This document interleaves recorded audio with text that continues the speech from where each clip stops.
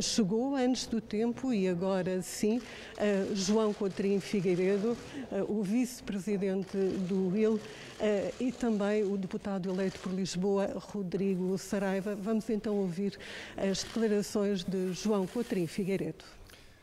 Muito boa tarde.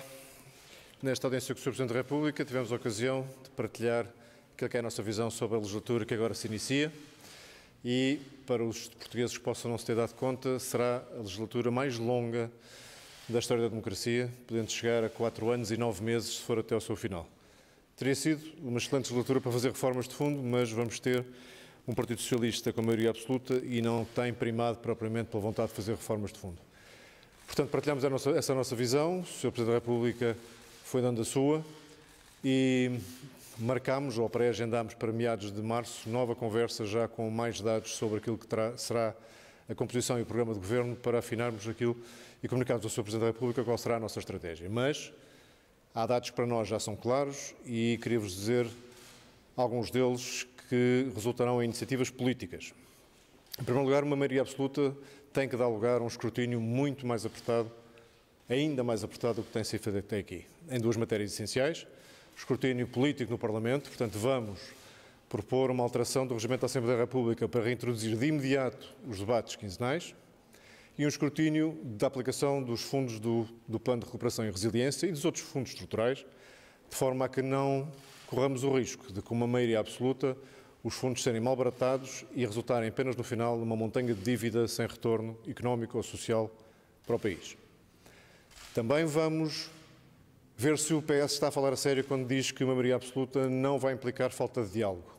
Então desafiamos já desde aqui o PS a dialogar connosco, porque vamos apresentar também na Assembleia da República, logo que tome posse, um projeto de lei da nova Lei de Bases da Saúde que contempla as possibilidades da reforma profunda do SNS que a Iniciativa Liberal veio defender durante esta campanha.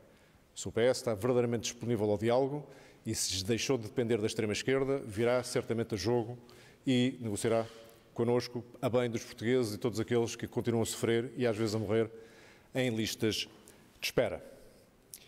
Depois chamamos a atenção do Sr. Presidente da República que é mais uma vez uma boa altura para levantar o tema da revisão do sistema eleitoral.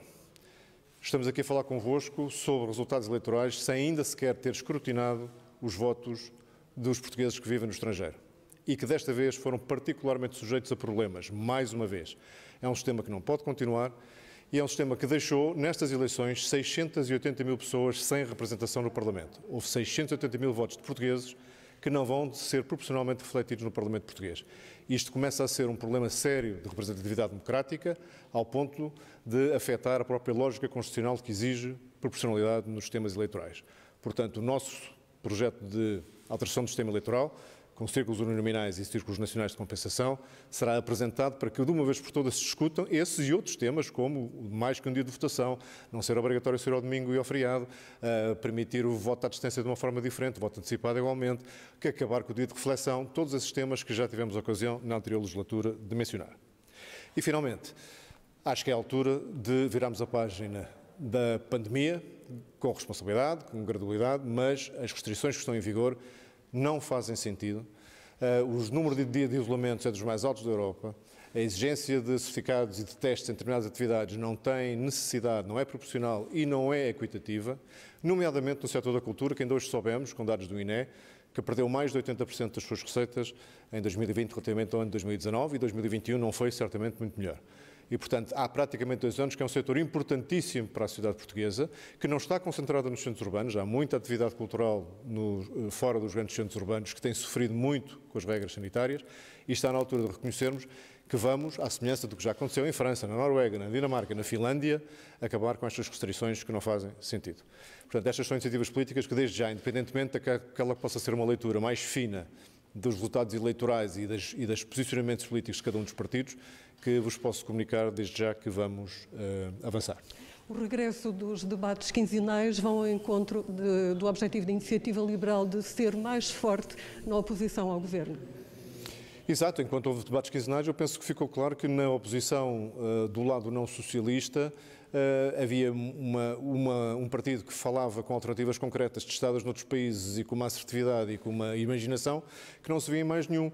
E talvez isso justifique os resultados eleitorais que acabámos por ter agora em janeiro de 2022. Portanto, sim, voltar ao escrutínio político, que é particularmente importante quando um PS, que tem um partido com tendência hegemónica, acho que isso ninguém discute, volta a ter maioria absoluta. Portanto, é verdadeiramente preocupante que mantenhamos este nível fraco de escrutínio parlamentar e que o Primeiro-Ministro só se desloca ao Parlamento na prática de 2 em 2 meses, o que não é aceitável. A primeira, vamos fazer aquilo que um partido político responsável faz, que é usar todos os seus instrumentos políticos e legais e parlamentares ao seu dispor para colocar o PS perante as suas próprias responsabilidades e obrigações.